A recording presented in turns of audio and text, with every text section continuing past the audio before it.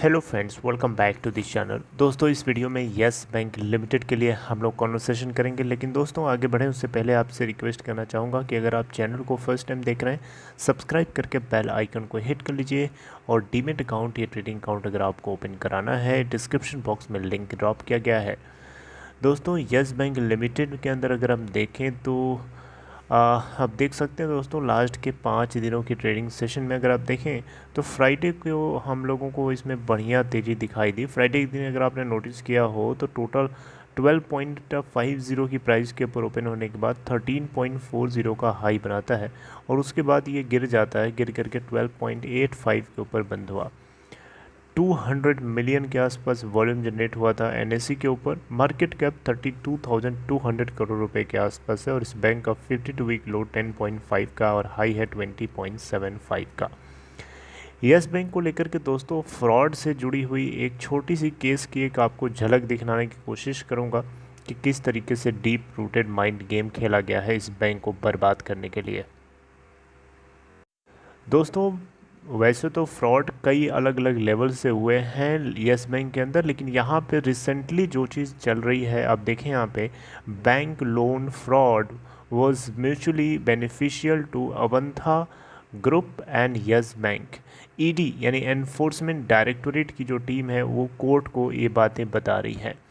Enforcement directorate, जैसा कि आपको पता है, सेंट्रल प्रोब एजेंसी है, बहुत बारीकी से छानबीन करती है और इस बार यस बैंक लिमिटेड के साथ जो फ्रॉड किया गया है उसके ऊपर बहुत बारीकी से जांच कर रही है। सामने जो चीज़ें निकल के आ रही हैं वो ये है कि गौतम थापर, जो कि अवंथा ग्रुप के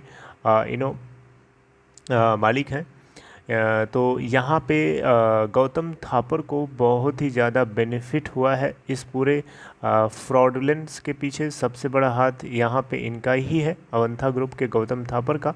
और यहाँ पे जो जिस तरीके से इन्होंने डील किया था, म्यूचुअली बेनिफिटेड था दोनों के लिए, यस बैंक के लिए भी था, अवंथा के लिए भी था। ईडी की तरफ से ये बातें बताई गई।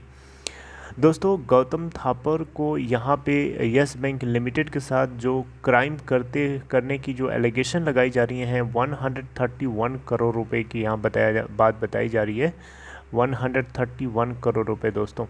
यहाँ पे अगर हम आपको बात बताइए, यहाँ पे अगर आप देखें तो यहाँ 4 अगस्त 2017 को और 8 अगस्त 2017 को जानबूझ करके राणा कपूर, जो कि उस समय मैनेजिंग डायरेक्टर और चीफ एग्जीक्यूटिव ऑफिसर थे यस बैंक के अंदर, इन्होंने मेल किया था ताकि ये बताते हुए कि प्राइवेट इक्विटी फंड या प्राइवेट इक्विटी इन्वेस्टर्स जो हैं इनकी कंपनी अवस्था ग्रुप के अंदर जो है इंटरेस्टेड हैं, राइट, जिसके लिए ड्यू डिलिजेंस प्रोसेस चल रहा है। हालांकि इसको ले करके अगर हम देखें तो यस बैंक लिमिटेड की तरफ से बहुत ज़्यादा इनकरेजिंग सिचुएशन नहीं थी, क्योंकि अवंता ग्रुप जो है बहुत ही फाइनेंशियल क्राइसिस से गुजर रहा था, क्योंकि इसके ऊपर ऑलरेडी कर्जा लगा हुआ था, क्योंकि आदित्य बिरला फाइनेंस और एडल्सिस से इन्होंने ऑलरेडी लोन ले रखे थे जिसको चुकाने के लिए इनके पास पैसा नहीं था। यस बैंक इसको भाव नहीं दे रहा था ज़्यादा, लेकिन बातचीत धीरे धीरे बढ़ी और फिर यस बैंक फाइनली मान जाता है और यस बैंक अवंथा ग्रुप को लोन देने के लिए तैयार हो जाता है। और ये लोन दिया क्यों गया था और अवंथा ने लोन क्यों लिया था, लेने के पीछे का कारण कुछ और था और पेपर पे कुछ और दिखाया। लेने के पीछे का कारण क्या था, आदित्य बिरला फाइनेंस के साथ जो इन्होंने लोन ले रखे थे अवंथा ग्रुप ने, उसको चुकाना था। एडब्ल्यूसी से जो लोन ले रखा था अवंथा ग्रुप ने, उसको चुकाना था। तो अवंथा ग्रुप के पास पैसे चुकाने के लिए थे ही नहीं लोन, तो वो लोन लेता है पहले वाले लोन को चुकाने के लिए, लेकिन लोन लेते समय पेपर पे जो चीज़ बताई जाती है वो चीज़ नहीं होती है।